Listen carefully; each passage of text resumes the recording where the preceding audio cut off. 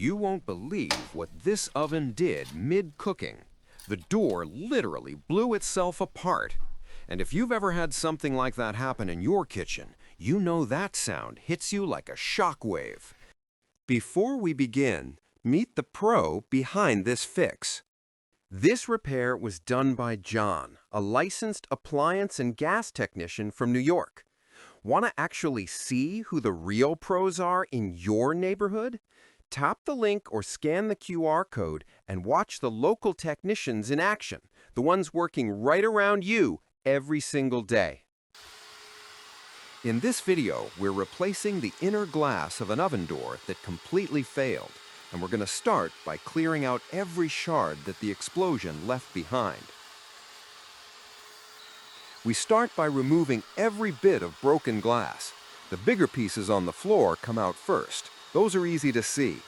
Then we work on the smaller fragments stuck inside the frame, and after that, the tiny pieces that settle deep in the lower cavity.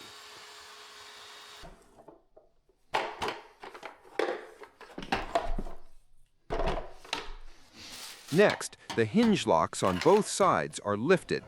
These small metal tabs hold the hinges in place. Once they're raised, the hinges release and the door can slide right out of the mounts. This part always feels a little mechanical, but it's actually designed to be simple if you know where to press. Now the door is lifted off the hinges and set flat on the work table. And having the door stable on a solid surface makes the next steps much easier and much safer. Oven doors are heavier than they look. Most of that weight is in the glass layers, so putting it on a solid surface is important. Now we remove the 7 screws along the bottom edge. These screws hold the door assembly together, but the left and right corner screws also secure the hinges, so those need to be kept separate. Next, 3 screws on the right side and 3 on the left side come out. The 2 lower screws on each side are short. The upper screw on each side is longer. The length difference matters. A long screw in the wrong position can push into the glass or pull the bracket in the wrong direction.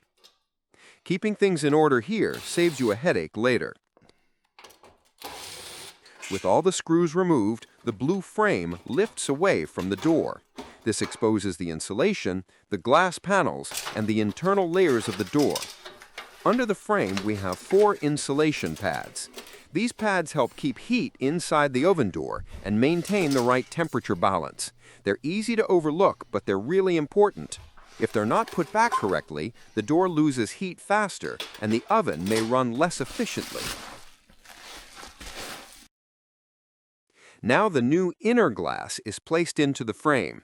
This type of oven door uses 2 glass panels, an inner one and an outer one. This one has the inner panel shattered, so that's what we're replacing today. The insulation pads go back around all 4 sides of the new glass. They need to sit evenly, without any gaps. Any opening can let heat leak out or create stress points that affect the new panel over time.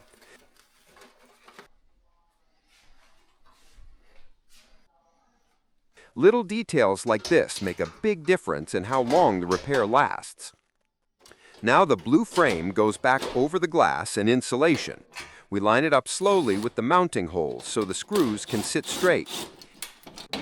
If the frame is even slightly misaligned, the screws fight back, so taking a moment here saves a lot of trouble. Next, the side screws are reinstalled. Sometimes a small screw doesn't catch the thread on the first try, and when that happens, lifting the hinge area from underneath helps everything line up. The 7 screws along the bottom edge go back in next. Now the door is carried back to the oven and the hinges slide back into their slots. This part looks simple on camera, but the hinges have to catch the guides perfectly or the door won't sit right. The hinge locks are pushed down to secure the door, and once those are clicked in, the door is fully locked back into place. Thanks for watching. If this guide helped you out, make sure to subscribe for more real appliance repair videos. We've got plenty more coming. GoMaster. Pick your pro before... Hello?